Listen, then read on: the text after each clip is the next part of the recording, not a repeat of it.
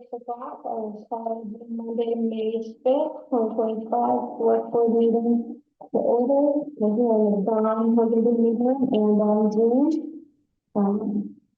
The first thing is public comment. Yes. We've got a question for when we go to the new policy that we sort of agreed on for class 4 and legal trail.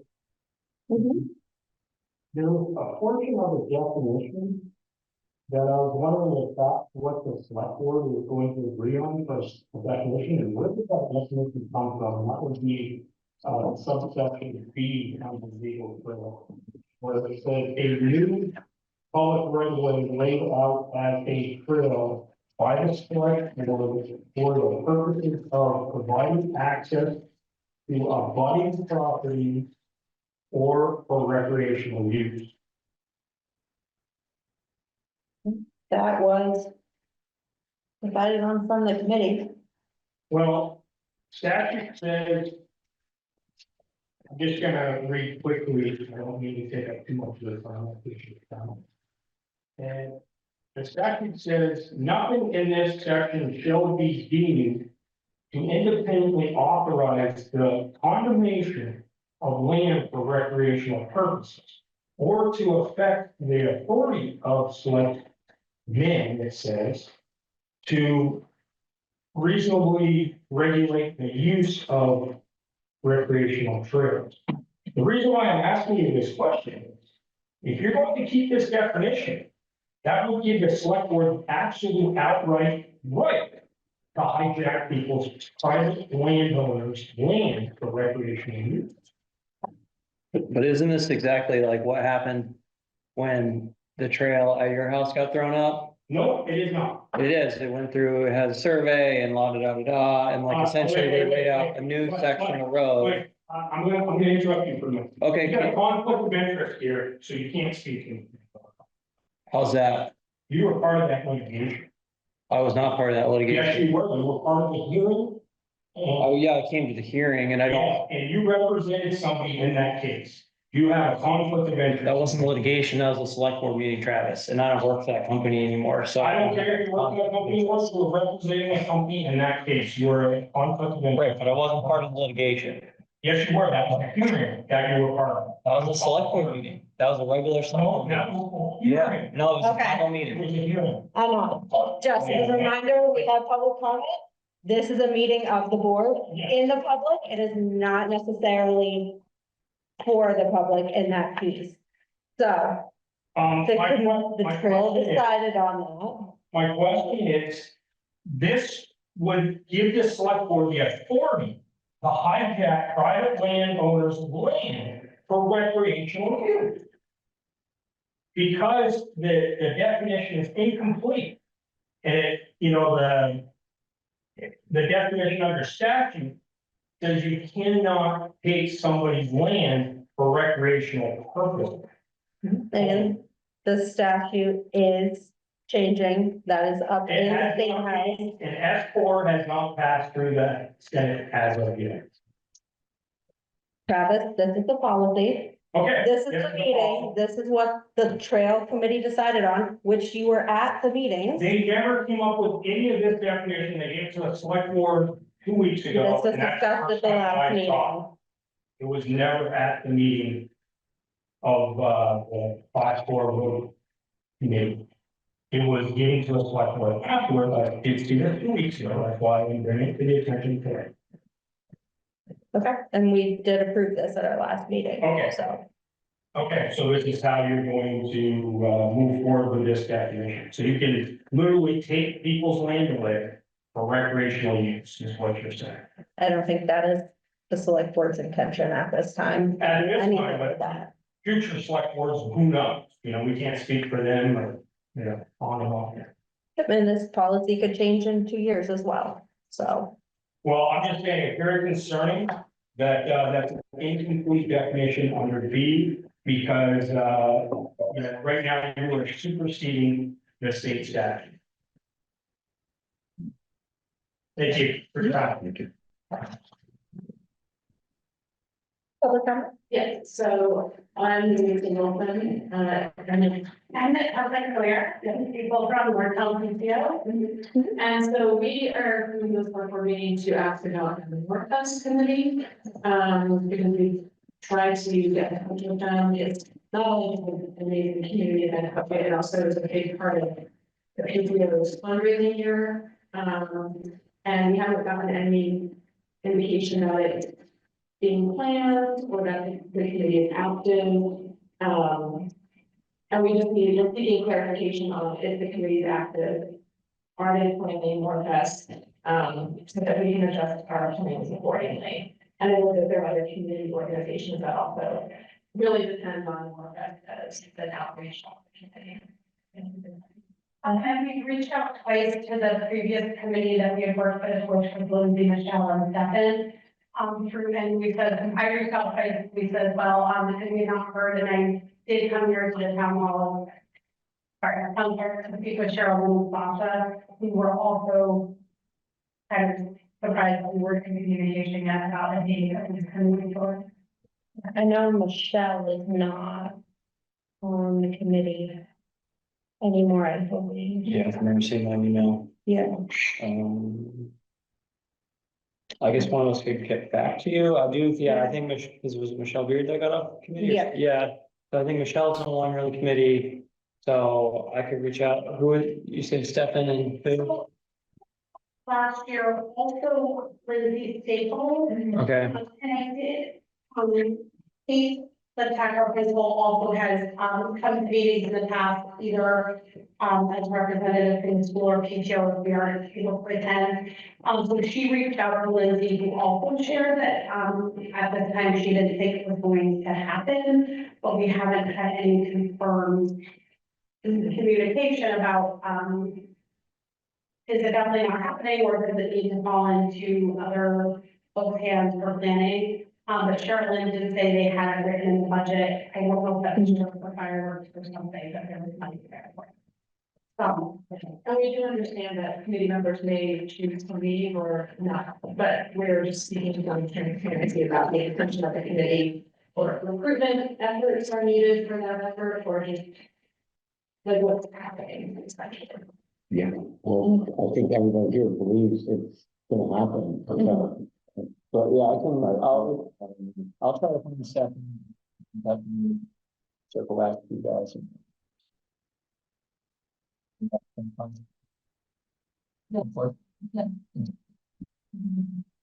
Right.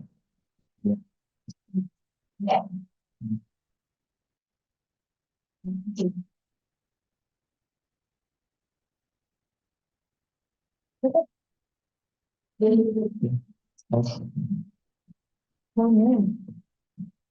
So the next thing on the agenda is the request of resolution.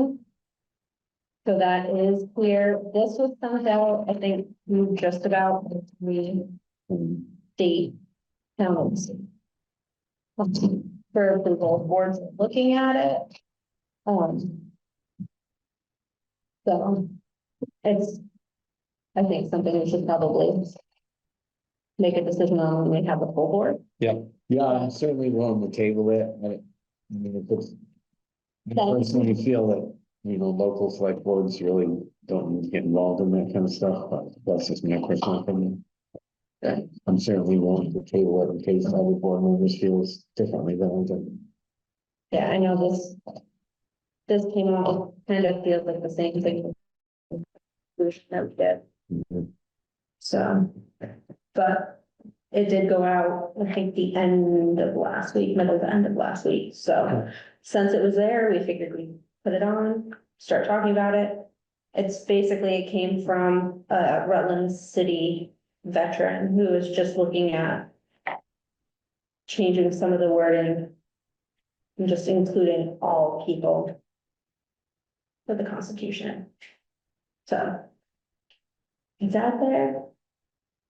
Look at it, think about it, and then we can stick it on for probably old business at another meeting. And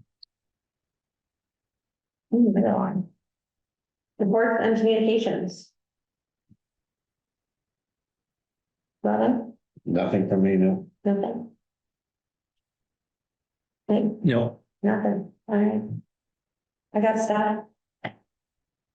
So, we did get an email from Ray about the logging on Herringbrook and Lynch Hill, about the conditions of the road up there. I did talk to Martin today. He had just gotten off the phone with Jeff. Their intention is to come up and fix the road. They were basically waiting until the snow was gone and it had dried out to do it, so they didn't make more of a mess. I'm not sure if the reseeding is a common practice that they do. Or, on the roadbed? no.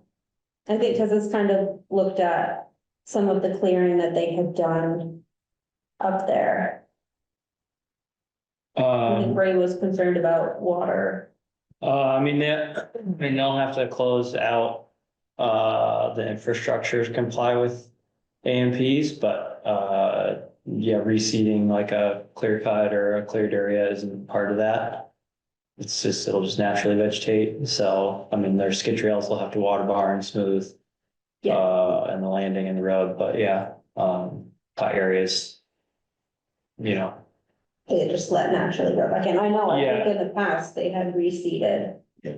Some of that, or they had done it in the past. Who knows? you mean the landing or, No, back out, they'd cut and then go back in and replant some. oh yeah, a long time ago, but like, yeah, decades ago, right? That's how those plantations came to be, but no one does that anymore. So they'll just rely on natural regeneration, so. Yeah. Perfect. So I think that kind of handles some of that. Martin's already talked with Jeff. Their intention is to come back up, so he's gonna follow back with them. Make sure that Pretty good. that happens. They had to come back up last year too. Yeah. I have been around there. It's not great, but he probably went around a month ago or so. So definitely looks different, Yeah, but that's good. Once we have. There's nothing new to report for Lover's Lane as well. So Ray's waiting to meet with the new PMG to talk about that. So, And no more money. No money either. Came in. no, he We're didn't say anything expecting it. about, he didn't say anything about money. There's nothing new to report on Lover's Lane. So. And I'm assuming that the state is probably taking their time with money coming out. It usually takes them Wow. a decent amount of time to get money in. I just don't, Avery is going gangbusters up our way, so. Yeah. I know that's costing us in cash flows. Yeah, they're finishing up Wardbrook. Woodbrook, they're just dredging it or what? And They should be finishing up what they couldn't finish at the end of the last year. no, they're taking a lot of gravels. Yeah, there's still work to be done up there, Yeah. and then they'll move a bunch of Brook. Okay. So. All good times. Nothing. Guess we're gonna get minutes from 4/21. Yeah, I did have one update on the school board guys. It said it would be a minimum 80 to million, but it could be 80 to $125 million bond. That's what my notes said. yeah, I think they said that in the meeting, I think they said they want, like, minimum 80 million for the deferred needs, but then 120, up to 125 for any upgrades. Yeah, it did like upgraded everything or whatever, yeah. The state changes the definition of what they have to do or something. So it's That was 80 80 to a, deferred and, 125. With 125 million for a bond. And we're just changing that. yeah, you know, just make it a range or whatever you want.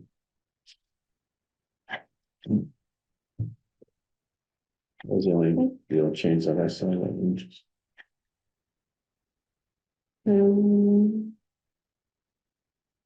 to make motion on that?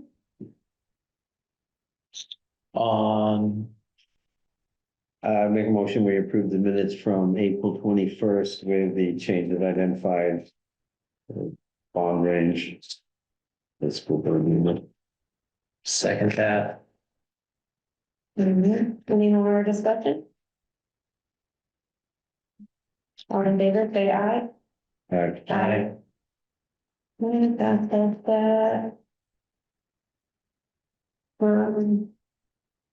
Anything in old business? Have you guys met on the ATV group yet? No? Nope. Nope, not yet. I'm still waiting to get kind of a good date, so. I guess we haven't heard, have we heard anything else, Carol, about the buyouts on there too, or?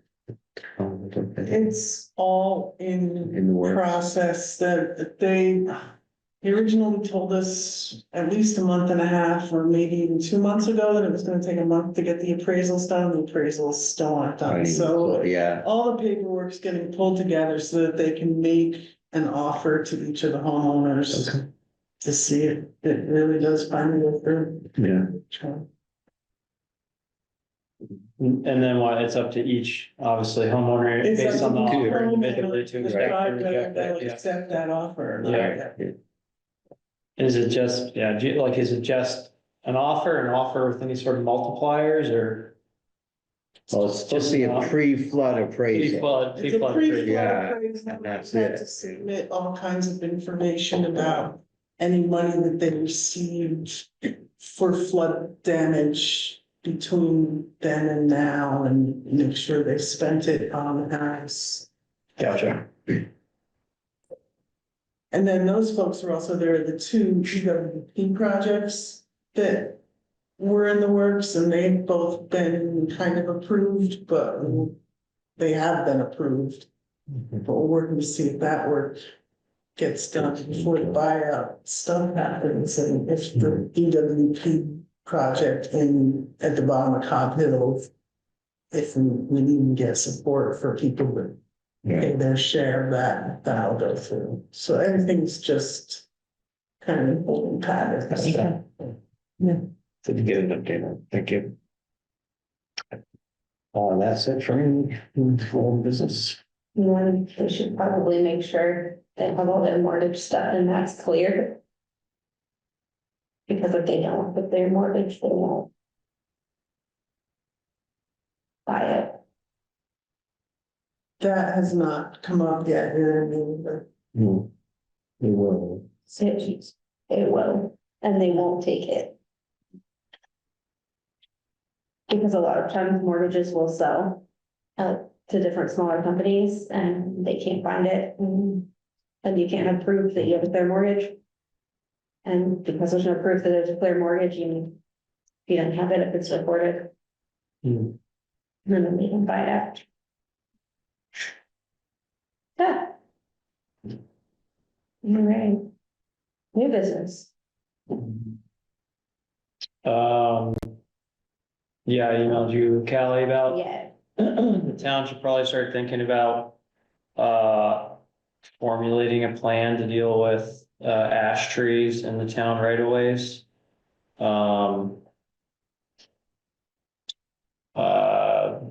I think the first place to start is to do an inventory of ash trees within the town right of ways. I do think there might be funding or something through Central Vermont Regional Planning Commission, because I was just talking with the Waitsfield selectman last week. Mhm. And he wasn't sure, but he thought that that's how either they got the funding, CV or RPC like wouldn't do it, maybe they'd sub it out or give us funding for it or something, but And then you know. Montpelier is forcing removal for property owners, basically. Well, if it's in the right of way, then they can. Yeah. And makes sense to, but so essentially the first step is to get an inventory, so you Right. know, essentially each tree gets GPSed. Yeah. And you know how many you have and where they are. And then it really makes sense to start to formulate some kind of plan for removal. Because once they die, then it's They're- way more expensive to remove them. Yeah. And then even, I know like when EAB came through the Midwest initially, some municipalities, I think, figured out that it made sense to herbicide some trees. Right. Or I guess pesticide them. And like keep them alive for a couple of years and then pay a normal rate to have them removed. Then to let them die. Then let them die and Yeah. have to pay a hazard rate. Cost-effective, yeah. So it's just something that we should at least start to figure out, because, you know, they've just found it in Waterbury, it's in Berlin, Mhm. it's in Richmond. Okay. I We were don't, just talking about it on the news this morning. oh, really? Yep, there's a whole thing on WCAX this morning about trees and borers getting into trees and killing trees and. Yeah, I mean, and it's a state right away, was driving into town, you know, it's like, oh, well, there's like 5 or 6 right there, you know, Yeah, so. totally. It's not gonna be cheap for the town to like start to pick away at it. So, Are both white ash and green ash, do they all have the same level of susceptibility? yeah, and black ash, yeah. They all do. They're all susceptible, yeah, and it's like 99.9% so there's some Yeah. lingering ash. So there's trees that like after the wave goes through, then they show signs of resistance. I don't know like how long they live, and I think some of them are still living maybe 10 or 15 years later, but it's like it's like less than 0.1%. Yeah. So, you know, if the town has, well, the guy in Waitsfield told me they had like 2,200 trees in the right of way. But just say like Moretown has 1,000, Right. right, for round numbers, well, like Yeah. 999 of them basically, or not, you know, 990 some odd of them will die, and we'd have a few lingering out of all those. But you can't tell Right. which ones are gonna have. No, which I ones just are- heard at one point that the white ash was less, I think it was white was less susceptible than green, or like the vice versa. No, I think they're all 3 of the species are all equally susceptible. So, They were talking this morning that they were potentially looking to see if they were going after trees that were dying anyway first. oh, If yeah, There's a way to like kind of control Right. and plan, if Expedite there's a that. way that, if there's a route that they're going. right. Yeah. Yeah, I mean, I think most towns have done what you said and done. Yeah. Yeah, I mean, at least we definitely should get an inventory. right, because you have to know where it is, and then you can say, okay, and then say you hire a crew. And they work up the mountain road, right, and say there's 200 trees up there, and then you know they got all the, you know, so. Yeah. Okay. So, it's definitely the first place to start, so I'll reach out to. I'll talk to the guy in Waitsfield and figure out who he talked with, or I'll talk to CVRPC and see if we need funding or what they recommend. So ideally, we don't have to pay for someone to do the inventory, so. That sounds good. And then the other thing we have is the heater at the library building. Just in time. I'm right at it. Alright. We're moving right along tonight. Perfect. so. Okay, Yeah. so I was not necessarily directly involved in the heater stuff, but as treasurer of the library, since the trustees own the old building, old library now the historical society is in, we realize we're potentially responsible for our money. So we had a couple questions. I wasn't sure if Mary was gonna be here tonight, but our building maintenance fund is just about half what the cost of the new heater looks like. So, Gillespie, I guess, replaced the tank and I didn't see any numbers about that, so I don't know if it was just a straight, maintenance, they traded it, but the heater, what came in at 2,900, I think. So our building maintenance fund is only 1,500. We had planned to do a couple small projects with that money this year, however, things do come up.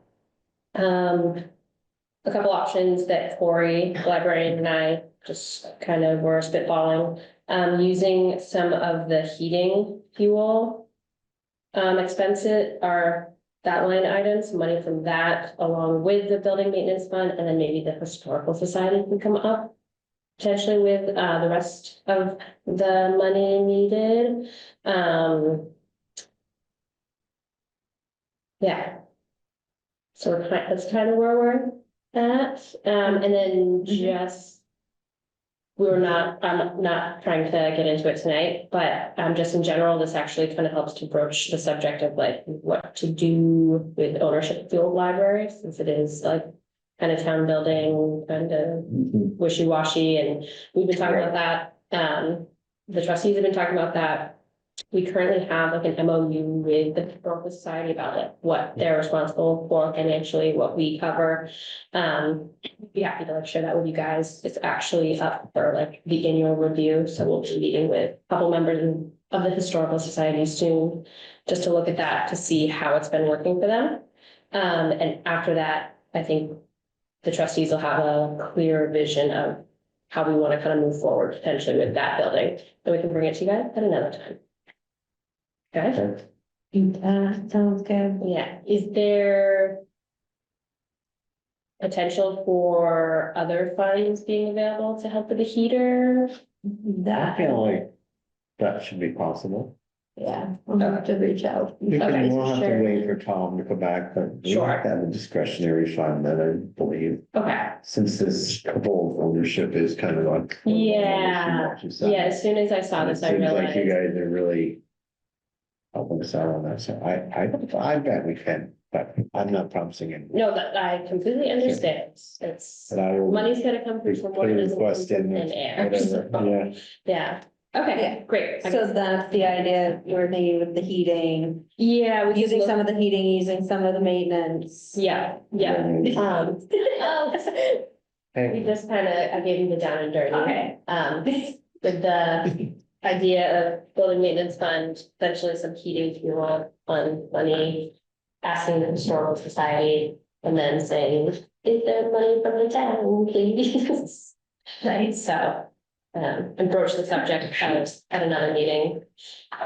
Kind of just talk about the bigger picture of the old library building and how we want to see that transition or not. Well, I mean, it's kind of weird that the trustees own it, but we're a municipal library, because then, it's just a weird, it's a It weird is setup. weird, yeah. And I believe the deed's actually for the Moretown Free Library, which doesn't even exist anymore. Yeah. So, but Okay. yeah, well, like I mentioned, after we meet with the library, we're gonna have a more clear idea of, or once we meet with the historical society, more clear idea how they felt this past year with our MOU, and then moving forward, we can kind of talk about it and come back to another meetings. Yeah. Yeah, I mean, I certainly understand as time goes by, you don't get stuck with a liability, and burden on the trustees, and it's gonna bring down the current library. The Yeah. financial. Yeah. Yes, I think that is definitely the bigger concern, Yeah, financially being. all right. I mean, I think it's a wonderful spot for the historical Oh, no, society. it's I don't know if great. any of you have been in it. They've done a really nice job setting up that downstairs. I brought the MOU just because I haven't read it in a while, and I noticed in it that one agreement was that the historical society was supposed to be coming to the select board every year to ask for some appropriation of fees in the budget, and Okay. we haven't reviewed this every year either, so I know they came once to talk about the heating. And the select board was in general supportive of that, and the heating has still remained in the library's budget, which you know, that's how it's been, but, that's one thing that, in terms of planning for future years, you know, the Historical Society could potentially Take that over. ask the Yeah. town for some funding. Yeah. Since we are two separate entities, and we're just letting them use that space. And it wouldn't change the budget, No. any, No, just. it would just change Okay, you have to pay Yeah. where for it, another. which pocket it goes in. Yes, Which yeah, is fine, but it wouldn't. Yeah, put the boundaries in, that really should probably be in place. Okay, that sounds great, right, we'll do what we got. Yeah, so I'll touch base with Cheryl tonight or in the morning and let her know and figure that out, and if we need to do something to approve it, then. yeah, because I'm not sure, like, are they moving ahead, are they waiting, like, I haven't been privy to all of that either. I just saw Yeah. that there was not enough money, so. Mhm. I mean, that was the only other question I had, was Brian LaFonge that gave the quote. Mhm. I thought we were only dealing with Gillespie. Not that I don't think it's a bad idea to have Brian do it, but I just didn't, maybe it's worth seeing what it would cost to have Gillespie do it instead. It's probably the right ballpark number for Right. Renee Peter, but. Great. Well, we're supposed to have 3 quotes anyway, so. We'll probably have to. I think it depends on the It amount. depends on the amount. Oh, is that under the amount? Oh, Yeah, it's anything over, 5, Over 5. 7, okay, Right. well then, I don't know. but no, I don't disagree that it would, Might be worth it since they just put the new tank on. yeah. And it may not be something that they do, but it may, Right. Okay. so, Sherilyn would probably know. yeah. Great. Mhm. Yeah, well, I'm glad I came a little early. Yeah, can you guys sign in? This Yeah. thing over there again before we. Yeah. All right, thanks, everybody. Thank you, ladies. Stay Appreciate it. Anything else? The sign sheet's actually over, those still. Thanks.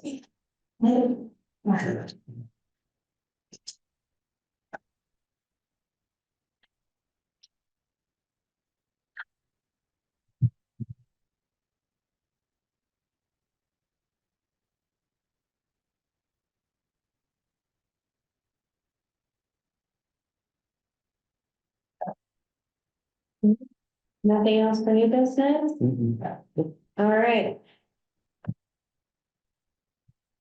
Check. Payroll.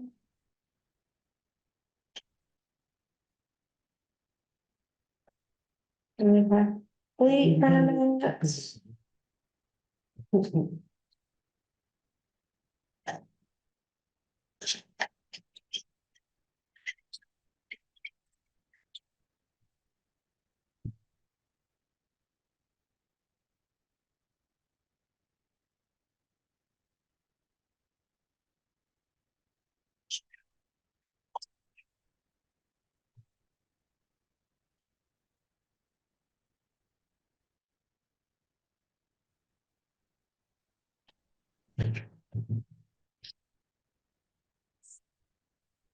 Do you know anything about the, Hallstrom invoice, Callie? No, Mm-mm. because where we had talked about not paying it, because it was supposed to be like, warranty work from last year. Remember we talked about it maybe like 2 meetings ago, but Martin was out and And Sherilyn.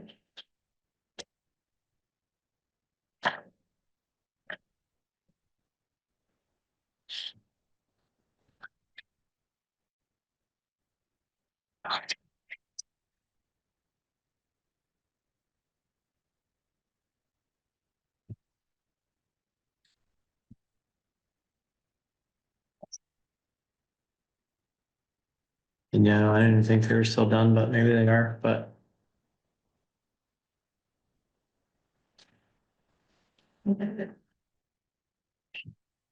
It's her. That was.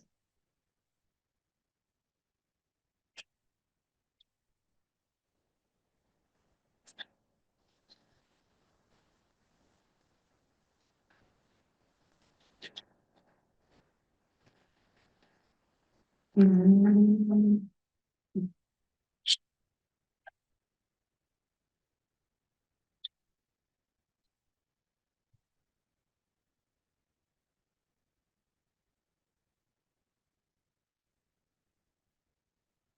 It's the AW. Well, that wasn't, the loader is only 28.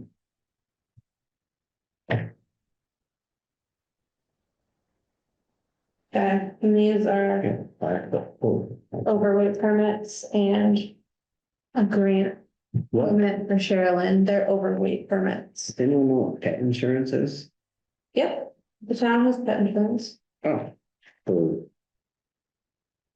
employees, oh, part of the insurance piece, they can choose to get it oh, that's, or not.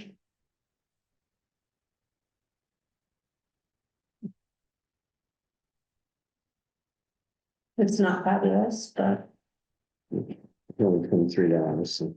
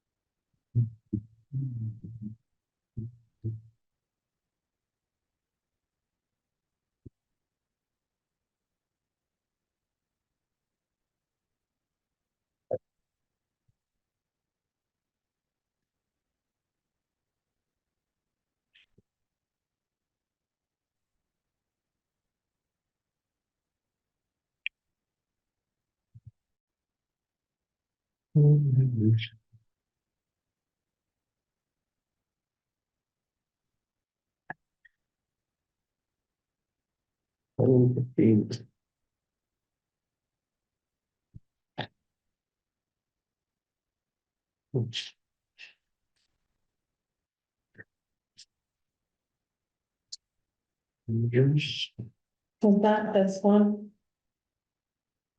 I'm assuming that's that Hallstrom one, because it's like on the mountain road. And they were there in March. Because like at the time, we said we weren't gonna pay it, because we thought it was supposed to be warranty work. From when they worked on the road last summer. And then. Yeah, well, that was the meeting, I wasn't here. Yeah, and then Martin was out, and so Tom says he talked to Martin, and then I think Martin was still at the last meeting, I don't think we talked about it, and so. Okay. So there's an email behind it. She just said, look at the email behind it. So I guess Martin sent an email. I guess it's a revised budget. Phil reflects their willingness to work with us in the future.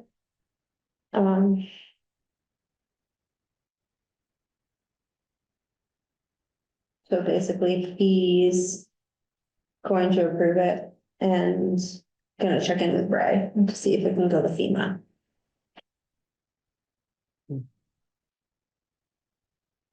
So. If not FEMA, then it's roadblock. So they must have changed it, Gotcha. Okay. so. Martin said it's okay.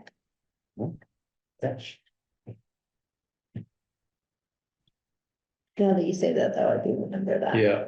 Being the thing.